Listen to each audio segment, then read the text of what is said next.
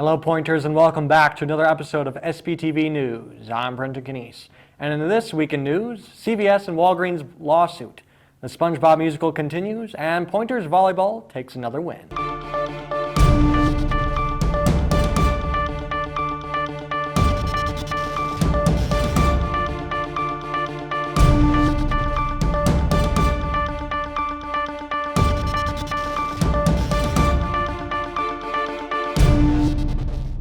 CVS and Walgreens are facing some pain this week as both companies settled lawsuits totaling roughly $10 billion. The two pharmacy chains are being sued for their involvement with the opioid epidemic and their rampant mismanagement with prescriptions. In an effort to save face, both companies have launched multiple methods in limiting opioid abuse through community education programs and safe disposal of drugs. Along with the settlements made by the two pharmacy companies, another 18 national pharmacies have also been hit with fines of their own. On October 29th, Chancellor Thomas Gibson, along with the members of the Friends of Emerson Park, broke the ground to start construction on a new playground.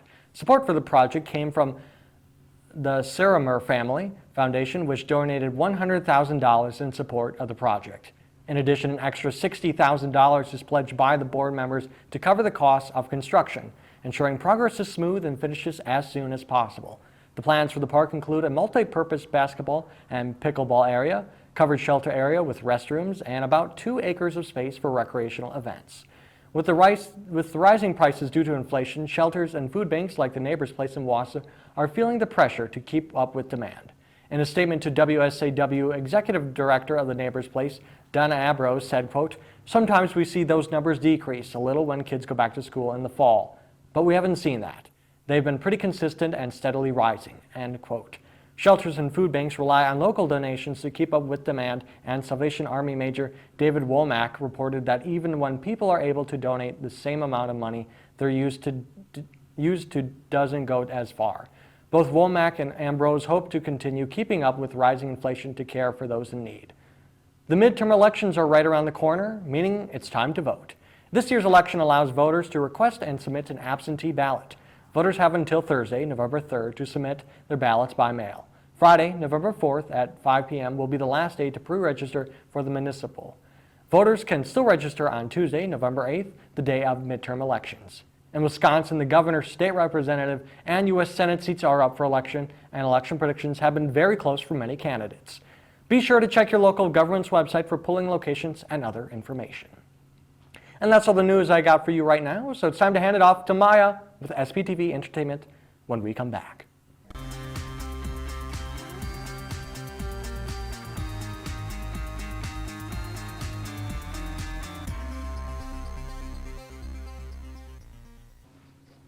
Hey there, Pointers. I'm Maya Vissers with your entertainment news. Are you ready, kids, for another weekend of the SpongeBob musical? The Central Wisconsin area community has already showed off their talent last week as they opened to standing ovations. Performances will be at the Century Theater from November 4th to 5th at 7. For more information on performances and tickets, you can visit cwact.org. Taylor Swift has done it again. Songs from the pop singer's new album, Midnights, have claimed the top 10 spots on this week's Billboard's Top 100 chart, with the number 1 spot being Anti-Hero. Swift also became the most streamed artist over a 24-hour period on Spotify following the album's release in October. Need a laugh during midterms? Next week, November 9th, Benny Fieldman comes to campus. Feldman will be performing in the DUC Encore Room at 8 p.m. Admission is free with your student ID or $5 at the door without.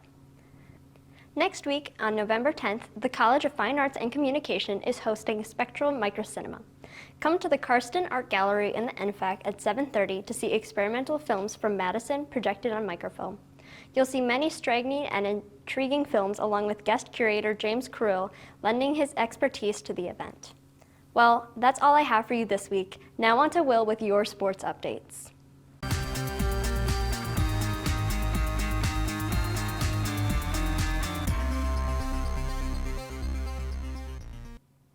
Hey there, Pointers. Will Haroldson here with all of your SPTV sports updates. The UWSP football team continues to struggle this season, losing their 5th straight game, but looks to turn things around on Senior Day as they take on the UW Oshkosh Titans.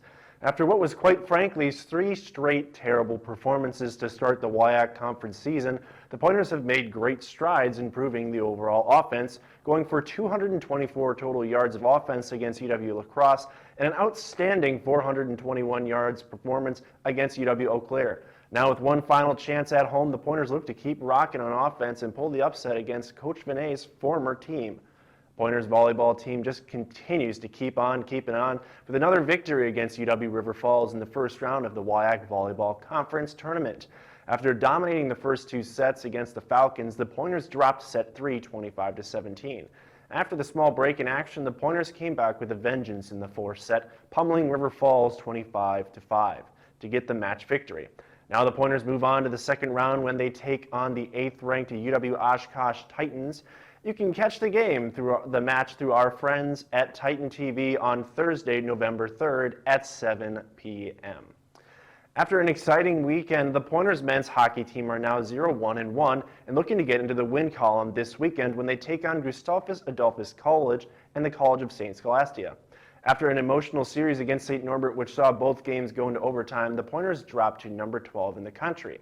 After this 2-game homestand, the Pointers will hit the road for the next 2 matchups when they will head over to Minnesota to take on St. Mary's University and St. Olaf before they head back to KB Willard Arena to take on UW Stout on Friday, November 18th.